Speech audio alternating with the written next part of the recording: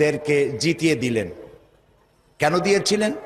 কারণ যুদ্ধ যখন লাগলো তখন সবাই পালানো শুরু করলো। ওই দেশটা জঙ্গল আর পাহাড় দিয়ে ভরা, সব পাহাড়ে জঙ্গলে সব পালাতে শুরু করলো।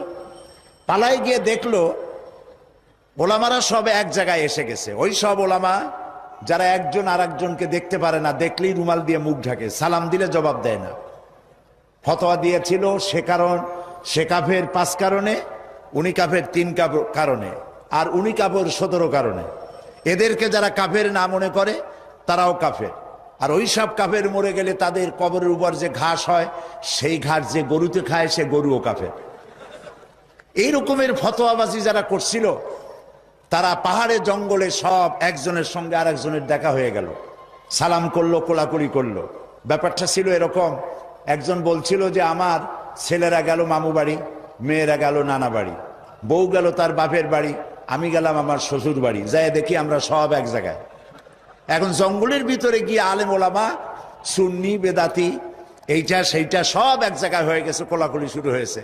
বলল যদি এই কোলাকুলি আগে করতাম তাহলে তো রাশিয়ার ভূত আমাদের ঘাড়ে চড়তে পারতো না। সুতরাং 9 বছর যুদ্ধ চললো। এই 9 বছরের অসম যুদ্ধে ওলামাদের ঐক্যের কারণেই আল্লাহ পাক আফগানের মুসলমানদেরকে ইসলামী রাষ্ট্র প্রতিষ্ঠার সুযোগ করে দিয়েছিলেন।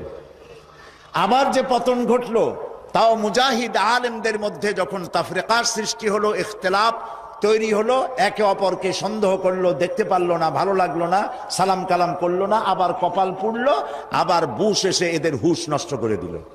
আফগান আবার চলে গেল আরেকজনের দখলে। ঠিক এমনি করে ইরানের মুসলমানেরা, তাদের সাথে আমাদের আকীদার অনেক বেশ কম আছে, কিন্তু তারা যখন ঐক্যবদ্ধ হলো, ইরানের ওলামারা আয়াতুল্লাহরা যখন ঐক্যবদ্ধ হলেন, তখন আমেরিকার মতো বিরাট পরাশক্তিকে তারা পদানত করে ইসলামী রাষ্ট্র, তাদের ভাষায় তারা ইসলামী রাষ্ট্র প্রতিষ্ঠা করতে সক্ষম হয়েছে এবং আমেরিকাকে পদানত করেছে। এখানে আয়াতুল্লাহ খমিনীর একটি কথা আমার মনে পড়ে, কি সাহস তার! ইমান আকীদা যাই থাকুক, আকীদার প্রশ্নে আমরা আপোষ করব না, কিন্তু এই কথাটা তো বলতেই পারি। যখন আমেরিকা তাকে বলেছিল যে আমার দূতাবাস থেকে যে 56 জনকে গ্রেফতার করা হয়েছে আমেরিকান, এদেরকে ছেড়ে দাও, তা না হলে তোমার খাদ্য রসদ আমেরিকা থেকে যত সাহায্য যায় সব বন্ধ করে দেওয়া হবে। আয়াতুল্লাহ খমেনি জবাব দিয়েছিলেন আমেরিকান প্রেসিডেন্টকে, তুমি কারে খাবারের ভয় দেখাও? যেই জাতির বছরে 1 মাস না খাইয়া থাকা ফরজ, সেই জাতি তোমার খাবারের অপেক্ষা করবে? তোমার মতো কাফেরদের খাবারের কোনো পরোয়া আমরা করি না। মুসলমানেরা যখন ঐক্যবদ্ধ হয়েছিলেন, আল্লাহ তাদেরকে বিজয় দান করেছিলেন সেখানে। ঠিক এমনি করে পাকিস্তানে যখন সর্বশ্রেণীর ওলামায়ে কেরাম মুত্তাহিদায়ে আমল, মজলিস মুত্তাহিদায়ে আমল এ নাম করে যখন একটি সংগঠন কায়েম করলো, সমস্ত ফিরকার মাকতুবায়ে খেয়ালে সমস্ত আলেমরা যখন ঐক্যবদ্ধ হলো, পৃথিবীকে অবাক করে দিয়ে ইসলামী শক্তি সেখানে বিজয় লাভ করলো।